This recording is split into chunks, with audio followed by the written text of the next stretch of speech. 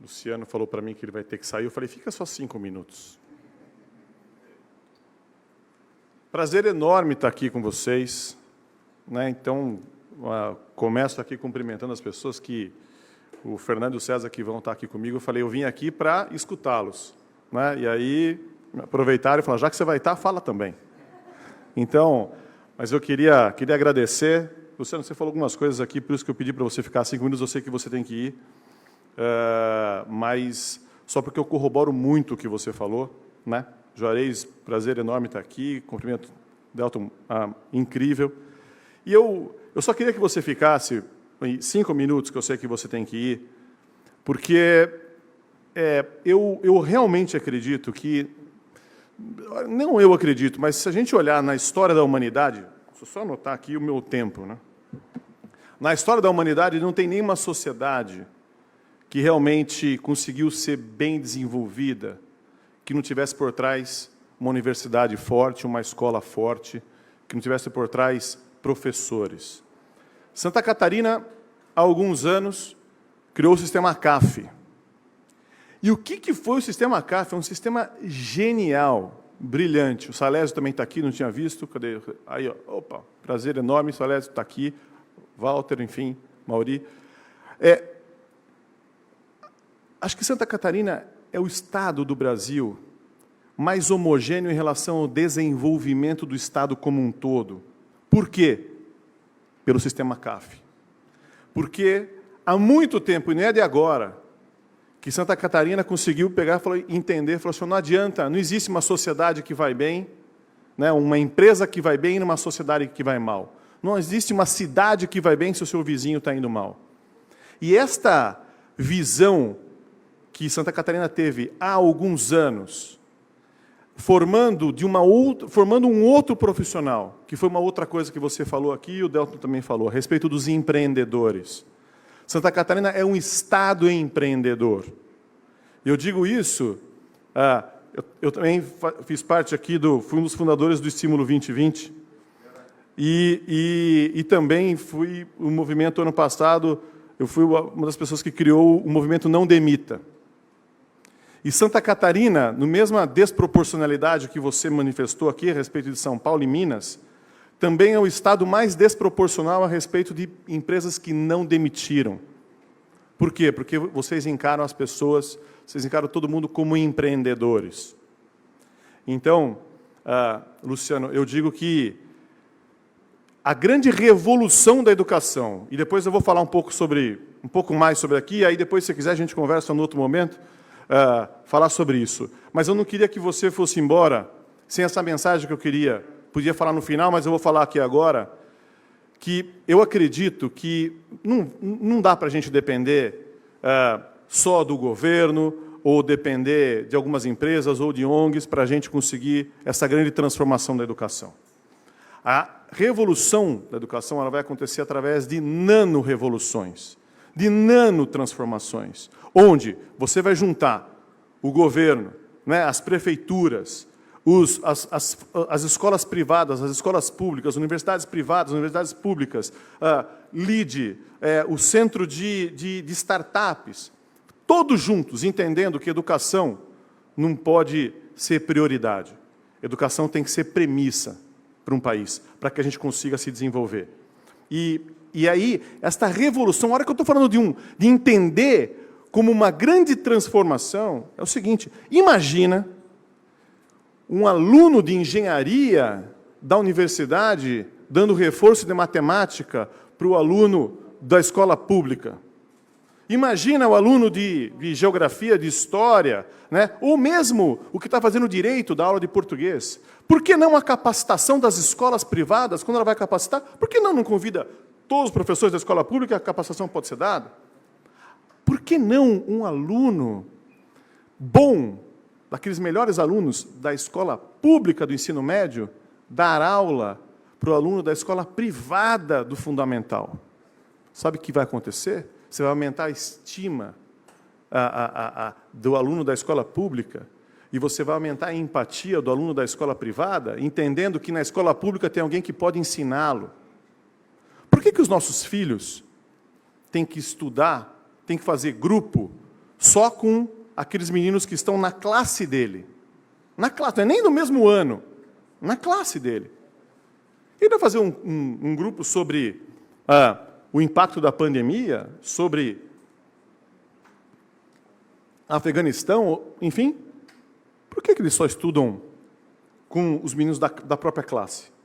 Não, ele pode estudar com o menino que está na escola na outra cidade, está em Tubarão, está em Criciúma, está em Joinville. A cultura já é diferente.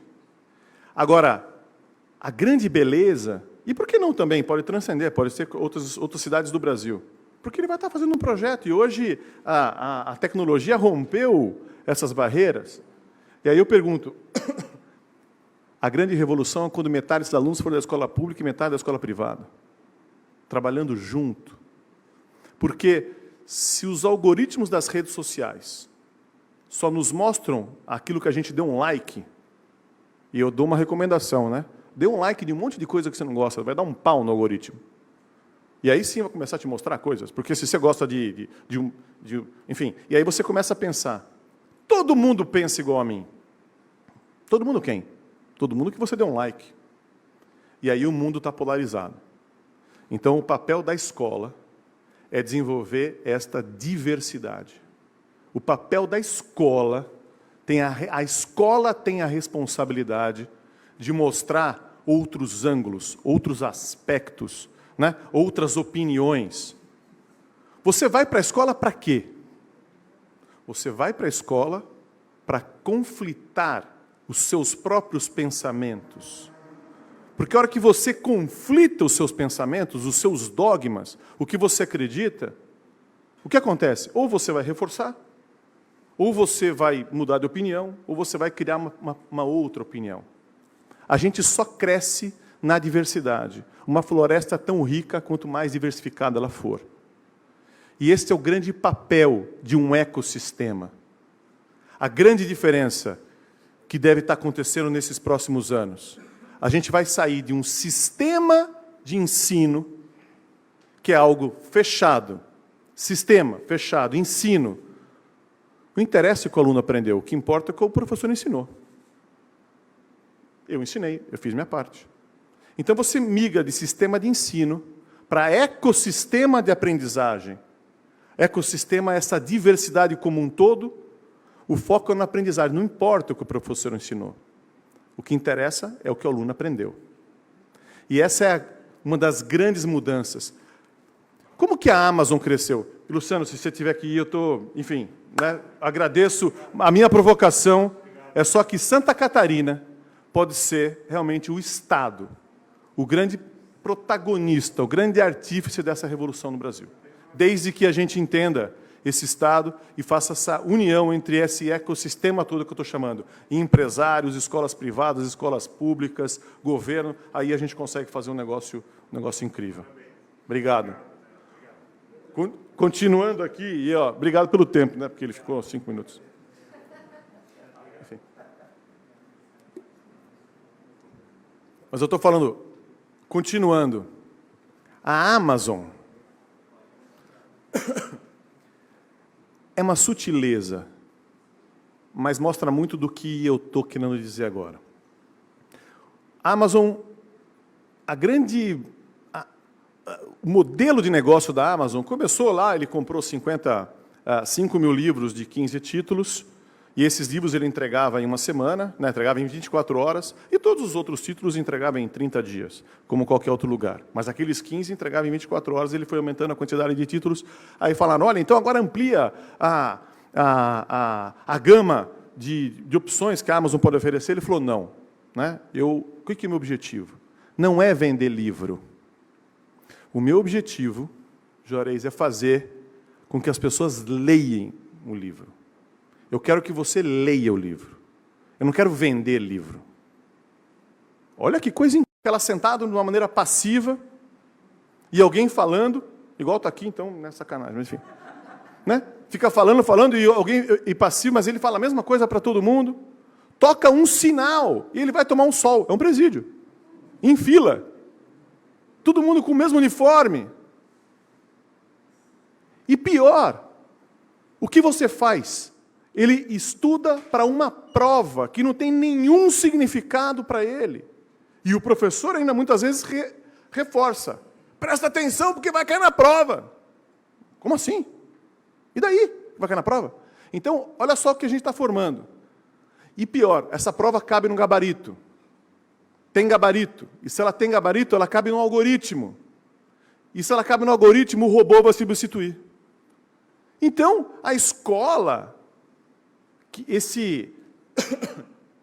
a proposta de valor da escola, há alguns anos, na época da Revolução Industrial, era entregar conteúdo, cobrar por uma prova e eu te dou um certificado.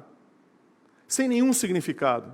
E essa prova cabe num gabarito, então ela cabe no algoritmo, e hoje você tem a inteligência artificial com os robôs, e aí você fala, eu estou me formando e não tenho emprego. Claro que não, os robôs vão acabar com o emprego dessa pessoa que a vida inteira estudou de maneira passiva, fazendo para a prova.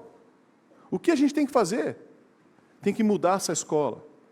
E não adianta, eu vou fazer uma provocação aqui, Jarez, não adianta simplesmente a gente continuar esse modelo e falar que agora a escola é integral, falar que agora o professor vai continuar a mesma coisa, que agora você tem mais tempo, que agora vai ter o dobro de tempo, e agora, continuando esse mesmo formato. Continuando nesse formato, a gente vai demorar 150 anos, 200 anos para conseguir dar um salto. A gente precisa fazer isso em 10 anos. Como? Quando você muda a hipótese, quando você muda o ângulo e fala, agora eu tenho que fazer uma educação personalizada. Aquilo lá tem que dar sentido. O aluno, ele não... Por que você vai para a escola? Para ter aula? Você vai para a escola para o conteúdo? Não, você vai para a escola para você aprender a ser sócio da sociedade, para você trabalhar sua empatia, para você despertar sua curiosidade. A Adélia Prado fala, não quero faca, eu não quero queijo, eu quero fome. Você vai para a escola para isso. Imagina que você... Eu falei esses dias, areia no deserto, mas aí é muito... A analogia não é muito legal. Estava vindo para cá, estava pensando nisso, e agora me veio isso aqui. Imagina que você está no meio de uma horta pública, sabe uma horta que tem, nossa, imensa. E aí, no meio da horta tem alguém vendendo. Estou vendendo alface aqui, não sei, mas como assim, meu? Eu abaixo aqui, eu pego. Não é isso? Isso aqui é a escola hoje. Toda a informação está lá, disponível, e tem alguém que empacota isso e cobra para vender. Cobra para vender conteúdo. Cobra e ainda vira e fala assim, não, mas fica tranquilo, porque aqui o negócio é maravilhoso. Né? Essa chicória aqui é linda, esse alface aqui é da Índia, esse negócio aqui é de Seychelles, a cenoura, não sei das coisas. Porra, mas está tudo disponível. A analogia que eu tinha feito é você vender garrafinha de areia no deserto. Mas ali, o que é areia? Areia é o conteúdo, é a informação. E tem gente que fala, não, mas eu estou empacotando de uma maneira melhor.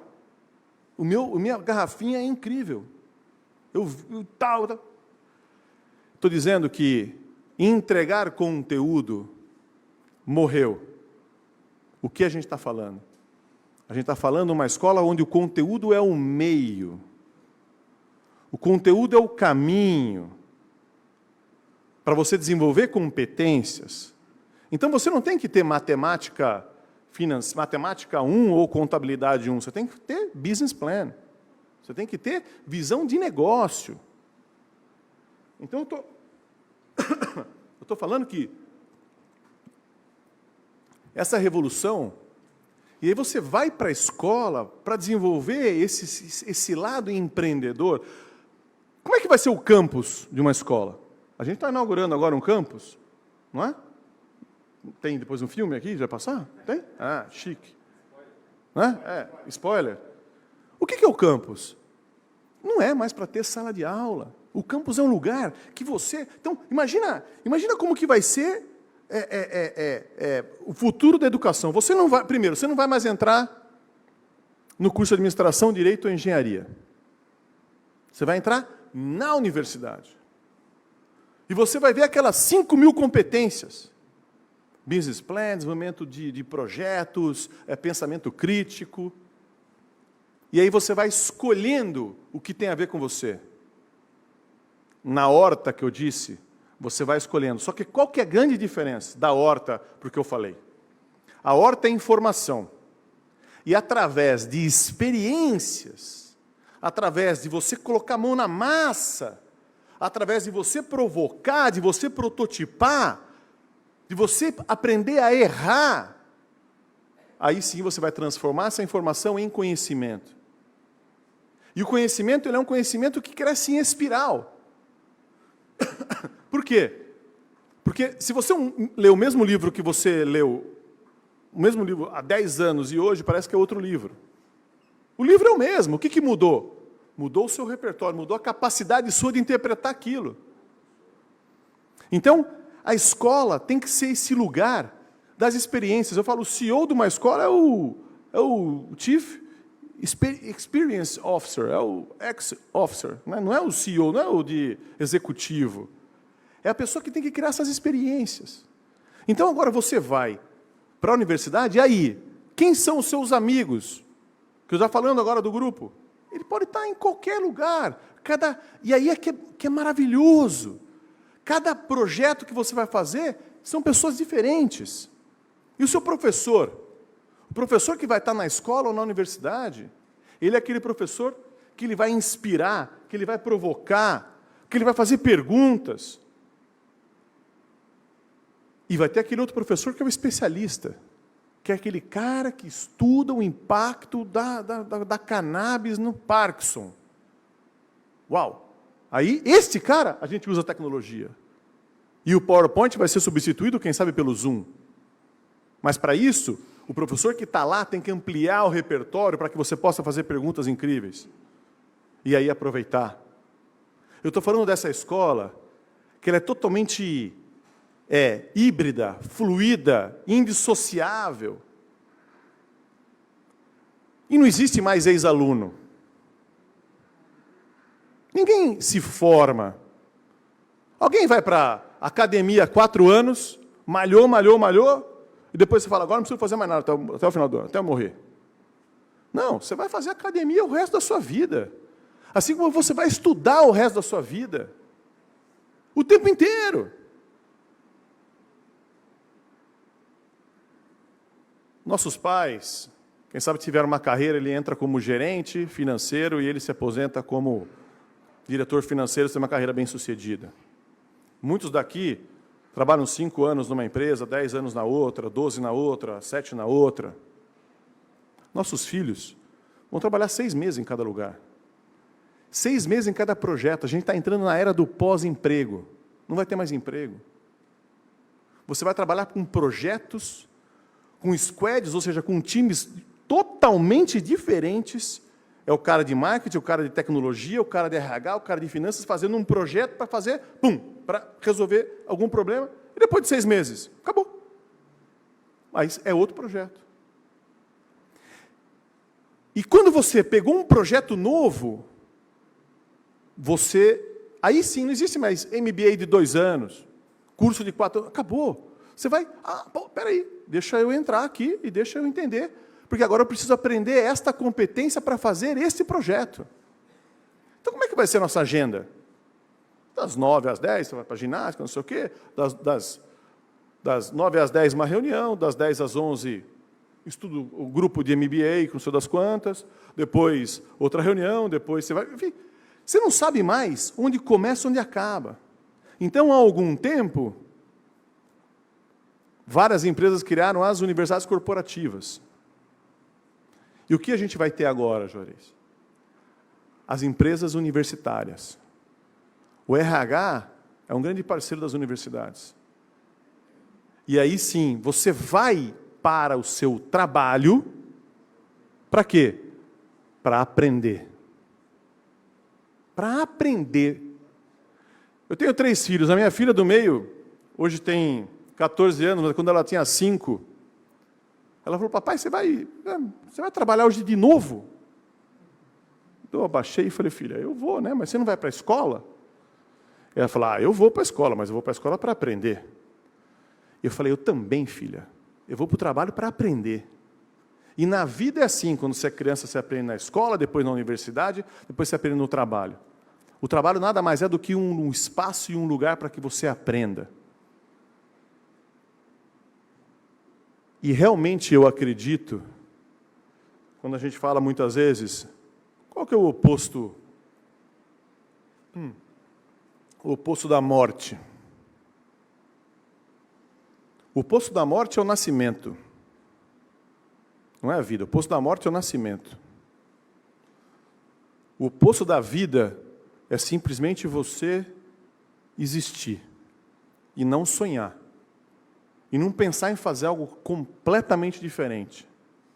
Porque quando você sonha e realiza seus sonhos, é isso que te move, é aquela sede de aprender. Então, para mim, aprender é viver. Quando você fala que você trabalha numa escola, o que a gente faz? A gente trabalha com o que há de mais precioso no ser humano, que é a capacidade de aprender, que é a capacidade de sonhar, que é a capacidade de querer, e tem algo que te move, e aí você quer fazer algo diferente. Esse é o grande... É isso que a gente faz. Eu digo que o que é de mais nobre, porque a gente ficaria indignado de ver um médico de braço cruzado no meio de uma cirurgia ou respondendo um WhatsApp no meio de uma cirurgia. A gente fica. Por quê? Porque lida com vida. E por que a gente não fica indignado de ver um professor não dando o seu máximo, sendo que o que ele trabalha é com a vida das pessoas? Com a vida com o viver, com fazer algo que realmente você... a diferença de você simplesmente existir, de você ser apaixonado por alguma coisa e querer construir alguma coisa. Tem um termo japonês, que é razão de ser, que a palavra é ikigai, que significa razão de ser.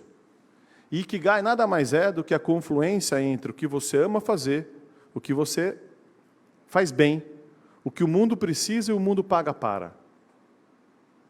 Então você imagina, então é a confluência. Uma pessoa que consegue ter a intersecção entre o que você faz, olha, é o que eu amo fazer, é o que eu faço bem, é o que o mundo precisa e o que o mundo paga para. Uau! Que incrível! E como você é fruto das escolhas que você faz, a escola, além de te ajudar a descobrir qual que é o seu ikigai, entender quem é você, não oferecer algo padronizado para todo mundo, mas oferecer algo que você possa se reinventar, você possa se conhecer.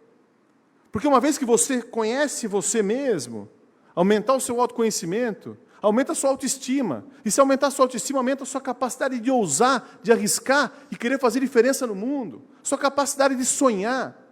É isso que a escola precisa fazer. E isso a gente chama de empreendedor. Empreendedor não é o que tem empresa. Quem tem empresa é empresário. Empreendedor é aquele que tem propósito. Existe empresário que não é empreendedor.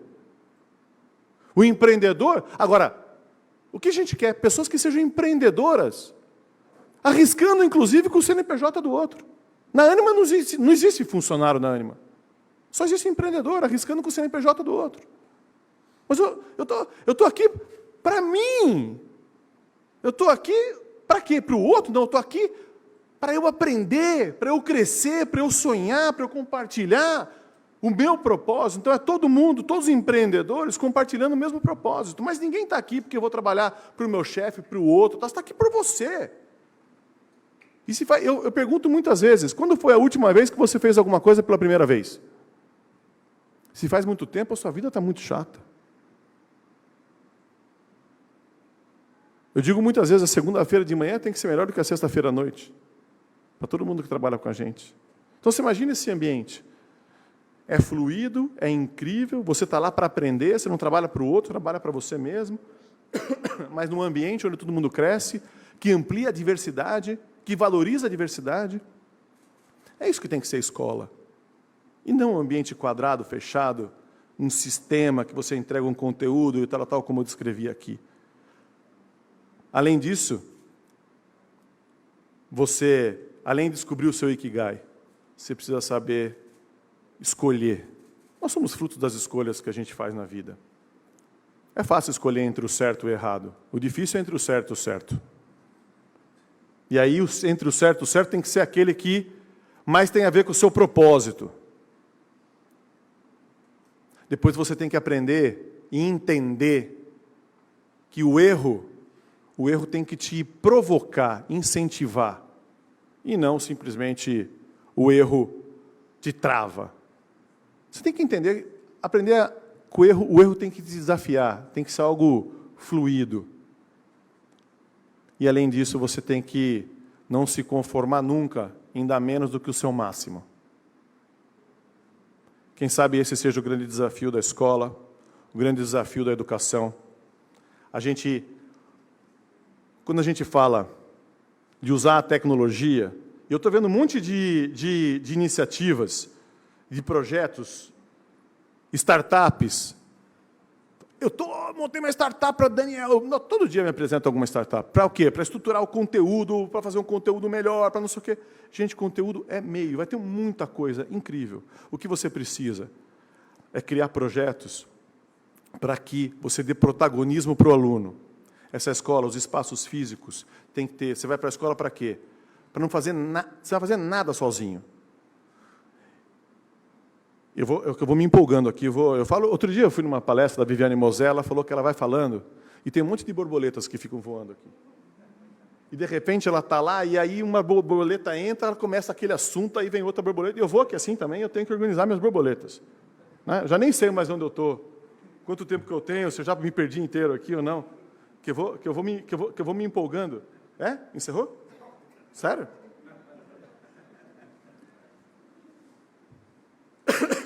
Onde eu estava mesmo? Agora eu já me perdi inteiro. Já nem sei. Mas, enfim. Que eu vou aqui nas minhas borboletas, os caras ali me atrapalharam. Estava falando das startups. Né? Hã? Isso. Né? E aí, para encerrar, eu digo o seguinte, todo mundo está falando um pouco da tecnologia. Né? E aí fala, é o ensino à distância ou ensino presencial, e fica como se fosse esse dilema. Vamos entender o seguinte, não é nem distância nem presencial, é o ensino digital, a mesma fluidez que eu falei para vocês, é o que vai acontecer. O que a gente não pode? O que é mais legal, Jorei? Você está na tua casa, tomando um vinho, coloca lá na tela da sua televisão gigante e fica assistindo um show, ou você ir lá no estádio, todo mundo pulando, tal, aquela energia. Depende do dia, depende do show, depende do que seja. Os dois são incríveis. O que é a pior coisa? Você vai para o estádio e fica olhando o show no seu telefone. Isso é um horror. O que a gente não pode? Pegar e transformar o ambiente que é para você discutir, que é você estar junto, tal, e abrir uma telinha de Zoom com todo mundo lá, com o negócio fechado, e um professor falando e outro repetindo. Isso não dá, isso é para o estádio com todo mundo com o telefone. Agora, você vir para cá, está nos laboratórios, está discutindo, de repente eu preciso chamar um especialista, vou lá e falo com você, você traz aqui o empresário e fala com as pessoas. Isso é incrível, a fluidez e o uso da tecnologia para ampliar o aprendizado e não para transmitir conteúdo em relação ao ensino. Esse é grande... o que a gente está falando é de momentos síncronos e assíncronos, lugares que você vai estar dentro da universidade, dentro da sua casa, vai ser algo totalmente fluido. E esse mundo muito mais permeável é o mundo que a gente acredita que é a grande disrupção da educação. Né? E isso a gente só vai conseguir, como eu falei aqui no começo, enquanto o Luciano estava aqui. De verdade, né? Tem algumas frases em relação ao educador, você não ensina o que você sabe, você ensina o que você é. E Santa Catarina tem aquela outra frase muito incrível que fala que os seus atos falam tão alto que eu não escuto o que você fala. O histórico de Santa Catarina faz com que eu realmente acredite que se todo mundo, e aí fica aqui a provocação, Delton, e a gente pode estar junto, vocês com com a coisa incrível que vocês têm de conseguir mobilizar todo mundo e integrar todo mundo, uma sociedade que é empreendedora, né? No momento que a gente está vivendo do mundo, eu acho que quando se fica muito tempo sem fazer a manutenção, né? Enfim, o que você tem que fazer? Ou sem fazer mudanças o tempo inteiro, seja na sua vida, no seu casamento, seja na sua empresa, na sua casa, quando você não faz nenhuma reforma, aí tem um dia que você tem que parar e fazer um turnaround, fazer uma reforma enorme e tudo mais. Por quê? Porque você ficou muito tempo sem fazer. Quando a gente está há muito tempo com essa escola já completamente obsoleta. A gente só vai conseguir fazer uma revolução se estivermos todos juntos. E eu acho que Santa Catarina tem essa, quem sabe, missão no Brasil, né? É o estado mais preparado para ser o grande protagonista dessa revolução. E se os médicos até agora, ou toda a área de saúde, foram importantíssimos e protagonistas e cuidaram da sociedade como um todo, eles vão continuar sendo. Mas eu não tenho dúvida que as instituições de ensino, os grandes empreendedores, as pessoas que realmente são aquelas que fazem diferença na sociedade, não como empresários, mas como professores, sejam professores nas suas empresas, com esse olhar de querer construir algo e fazer algo diferente, serão os grandes protagonistas e artífices dessa transformação que a gente precisa na sociedade, né? São as pessoas que acreditam que a gente não é o que a gente junta, a gente é o que a gente espalha. E eu acho que Santa Catarina tem essa visão empreendedora e essa capacidade de entender que somente todo mundo integrado pode fazer uma grande revolução.